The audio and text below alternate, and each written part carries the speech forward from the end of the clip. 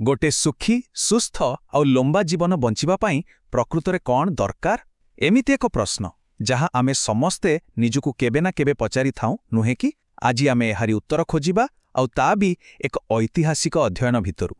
तेबे गोटे भल जीवनर माने कौन देखंतु आम चारिपाखर दुनिया आमको किछि रेडीमेड उत्तर तो दे दिए किंतु कथा हेउछि सेगुडिको अधिकांश समयरे बाटबणा करि देई पारे। आमको कौन शिखा जाए जे खूब पैसा कमाओ गोटे बड़ पदवी को जाओ सोशल मीडिया रे लक्ष लक्ष फॉलोअर्स कर दियो किंबा बड़ बड़ दामिका जिनसर मालिक हो जाओ बस एई सबु ही तो सुख एगुड़ा को सफलतार मापकाठी बोली कुहा जाए किंतु कौन सतरे एइटा ही सत।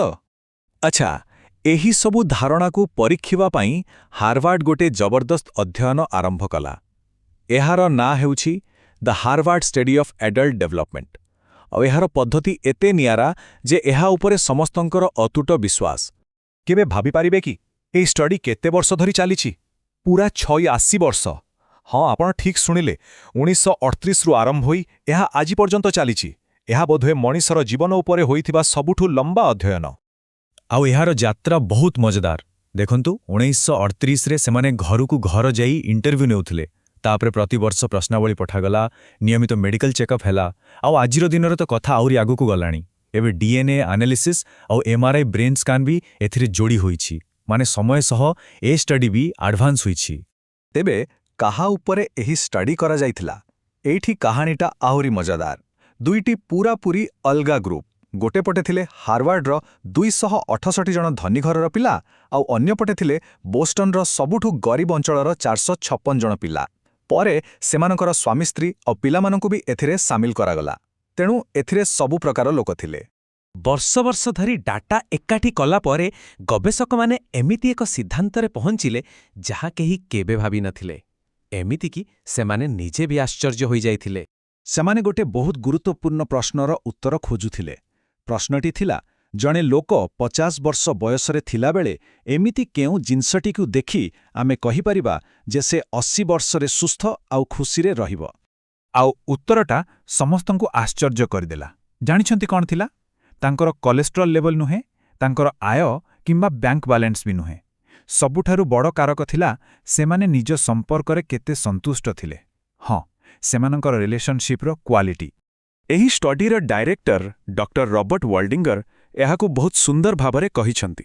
से कुहंती जेउ लोकमाने सबुठु लंबा सुस्थ आउ खुशी जीवन बंचंती सेमाने हेउछंती सेई लोक जोमानंकर अन्यमानंक सह बहुत भल आउ उष्म संपर्क थाए। तेनो मूल कथा हैला संपर्क।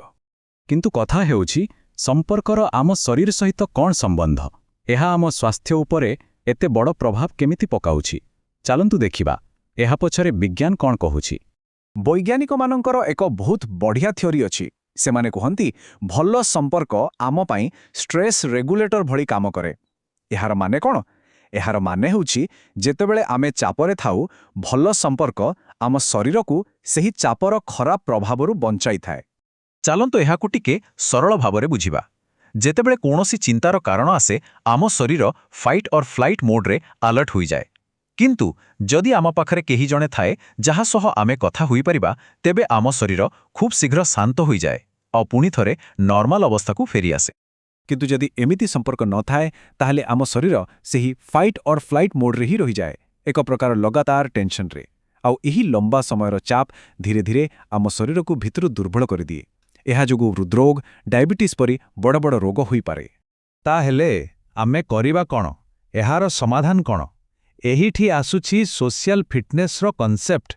एहा किछि छोट छोट किंतु नियमित काम विषय जहा आम संपर्क को मजबूत करि परिबो। सोशल फिटनेस एहार अर्थ बहुत सरल। जेमिति आमे शरीर को फिट रखिबा पाई जिम जाऊ सेमिति ही आम संपर्क को सुस्थ आउ मजबूत रखिबा पाई भी नियमित प्रैक्टिस दरकार। एहाको हल्का भावे निले चलिबनी। तेबे एथिपाई किछि सरल उपाय अछि जहाकु आमे समस्ते करि परिबा। जेमिति कि प्रतिदिन काहाकु ना काहाकु गोटे छोटो टेक्स्ट करिदबा किंबा सप्ताहरे थरे काहाकु फोन करिबा, मासरे थरे सांग होई डिनर करिबा पाई प्लान करिबा। एमिति कि दिनबेला कोनोसी अजना लोक सह हसी देई दीपद कथा हेबा किंबा निजर पसंदर काम अन्य मानंकु सह मिसी करिबा। आउ शेषरे ଆସନ୍ତୁ ସେଇ ଲୋକମାନଙ୍କର କଥା ଶୁଣିବା ଯେଉଁମାନେ ଏଇ 86 ବର୍ଷର ଯାତ୍ରାରେ ସାମିଲ ଥିଲେ। ନିଜ ଜୀବନର ଶେଷରେ ସେମାନେ କ'ଣ ଶିଖିଲେ, କ'ଣ ଥିଲା ତାଙ୍କ ଜୀବନର ସାରାଂଶ? ତାଙ୍କ ଜୀବନର ହିସାବ ନିକାଶ ବହୁତ ସ୍ପଷ୍ଟ ଥିଲା। ଯେତେବେଳେ ପଚରାଗଲା ସବୁଠୁ ବଡ଼ ଅବଶେଷ କ'ଣ, ସେମାନେ କହିଲେ କାମରେ ଏତେ ଅଧିକ ସମୟ ଦେଇଦେଲେ, ଆଉ ଲୋକେ କ'ଣ ଭାବିବେ ସେଇ ଚିନ୍ତାରେ ବହୁତ ସମୟ ନଷ୍ଟ କଲେ। ଆଉ ଗର୍ବ କେଉଁଥିରେ ଥିଲା? ସେମାନେ କହିଲେ ଜଣେ ଭଲ ପାର୍ଟନର, ଜଣେ ଭଲ ବାପା ମା ଆଉ ଜଣେ ଭଲ ମାର୍ଗଦର୍ଶକ ହେବାଲେ। ଦେଖିଲେ ତ, ଶେଷରେ କ୍ୟାରିୟର ନୁହେଁ ବରଂ ସମ୍ପର୍କ ହିଁ ସବୁକିଛି ଥିଲା। ତେବେ ଶେଷରେ ଆମ ସମସ୍ତଙ୍କ ପାଇଁ ଗୋଟେ ବଡ଼ ପ୍ରଶ୍ନ। ଆଜିଠୁ 20 ବର୍ଷ ପରେ କାହାର ମନେ ଥିବ ଯେ ଆମେ ଅଫିସରେ ଡେରି ଯାଏ କାମ କରୁଥିଲେ? ବୋଧହୁଏ କାହାରି ନୁହେଁ। କିନ୍ତୁ ଆମେ ଯେଉଁମାନଙ୍କୁ ଭଲ ପାଉ, ଯେଉଁମାନଙ୍କ ସହ ସମୟ କାଟିଛୁ, ସେମାନେ ନିଶ୍ଚୟ ମନେ ରଖିବେ। ଏହି ଗୋଟିଏ ଚିନ୍ତା ବୋଧହୁଏ ଆମ ଜୀବନର ପ୍ରାଥମିକତାକୁ ବଦଳାଇ ଦେବା ପାଇଁ ଯଥେଷ୍ଟ।